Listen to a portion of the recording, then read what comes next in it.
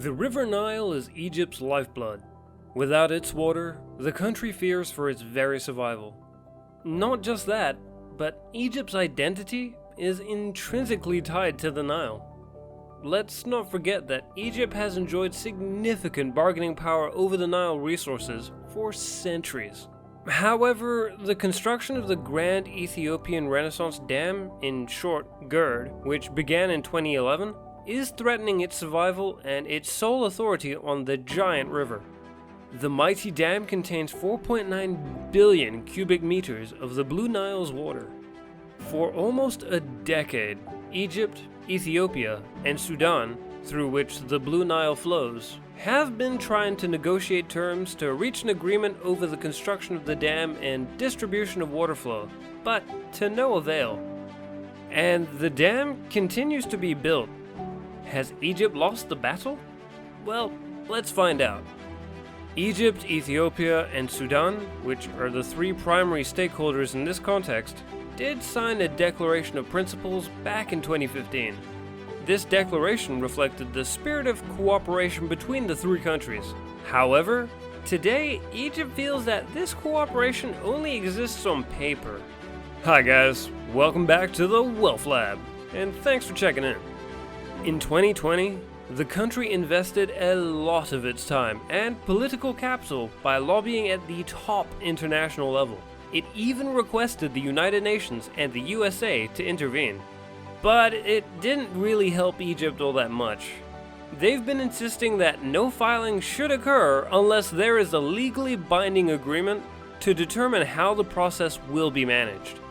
It would seem like it hasn't gained much at the diplomatic front either. In about 4 to 6 years, the dam that sits behind what will become Africa's largest hydroelectric plant after it becomes operational will preserve around 74 billion cubic meters of water. That's huge. So why is there so much cry over the dam? And why has it become such a huge controversy? Well, the answer is rather complicated. That's because the River Nile has three primary tributaries. The White Nile originates in Uganda's Lake Victoria. The Blue Nile and the Atraba River rise in the Ethiopian highlands. The Blue and White Niles merge to create the Greater Nile River near Khartoum in Sudan. In 1929, an agreement called the Nile Water Agreement was signed between Egypt and the United Kingdom. This determined the Nile water allocation in Egypt was in the center of the conflict even back then.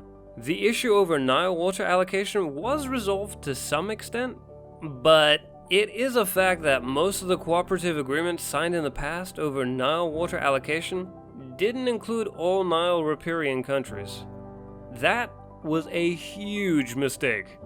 Such as the treaty between Sudan and Egypt, signed in 1959, allocated nearly 75% of all Nile water flowing to Egypt and 25% to Sudan. However, the Nile Basin Initiative, established in 1999, included all of the 10 riparian countries. So, the problem started after Ethiopia announced GERD's construction, Africa's biggest hydroelectric power plant. Enjoying this video so far? Please don't forget to subscribe and press that bell icon to receive notifications about our latest uploads. Thanks. Now let's get back to the video. Ethiopia started its construction in 2011 on the Blue Nile tributary that falls in the northern Ethiopian highlands. Interestingly, it's also from where nearly 85% of the Nile's water flows from. Understandably, the mega dam project caused quite a dispute between Ethiopia and Egypt, while Sudan was caught in between.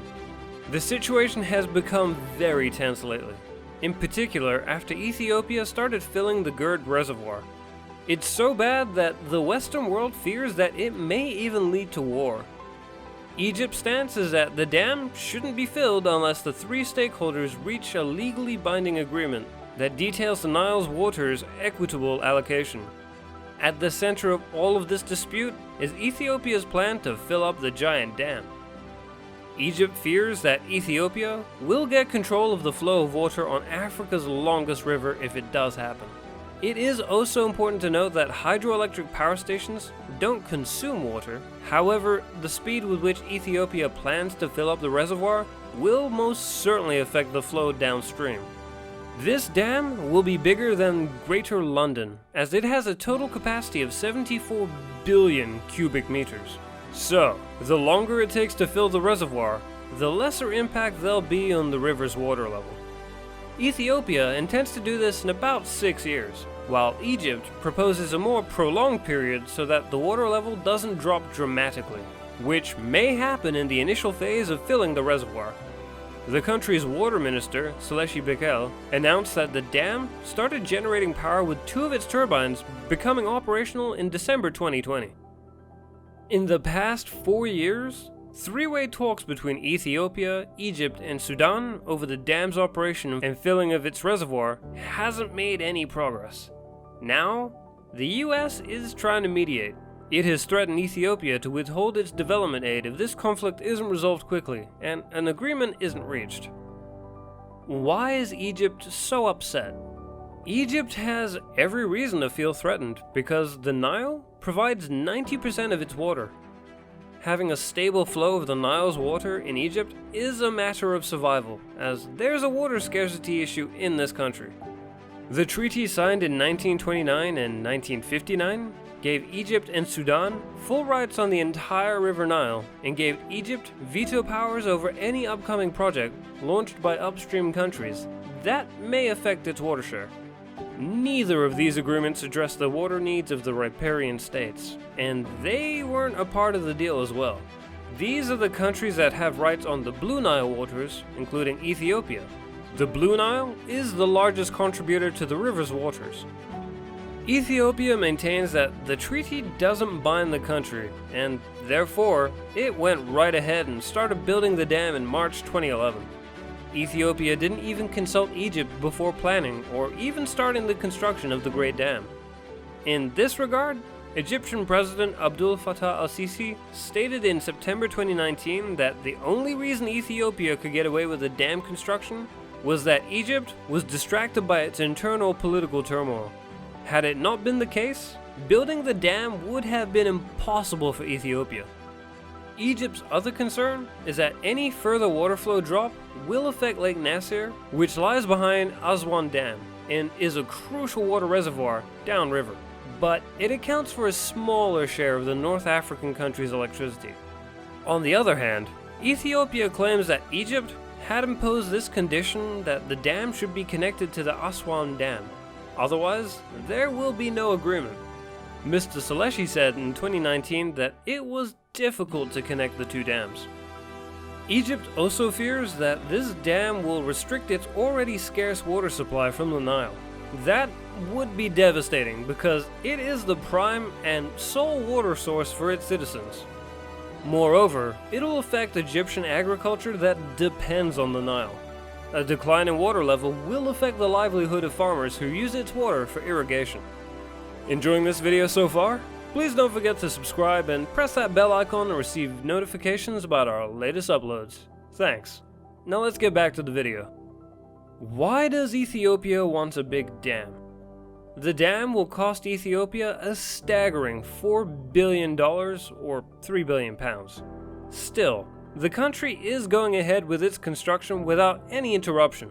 The reason is that GERD is at the heart of the country's industrial and manufacturing dreams. After its completion, the dam is expected to generate 6,000 megawatts of electricity. Ethiopia is in dire need of electricity. The country is experiencing severe shortages of electricity. Around 65% of its population at the moment isn't connected to the grid. So, the energy generated by the dam will be enough to connect its citizens to the power grid, and it will be able to sell the surplus power to some of its neighbors. Finally, for Ethiopia, GERD is a matter of national sovereignty. This project doesn't rely on external funding at all, but government bonds and private funds. That's why any foreign interference in the matter will not deter it. From this perspective, Egypt seems to have lost the battle for sure. Ethiopia has declined to address technical issues regarding the mitigation measures for droughts and to the drier areas. Egypt couldn't force it to abide by the UN Watercourses Convention of 1997 that required upstream countries to consult the downstream countries before starting any project of such magnitude.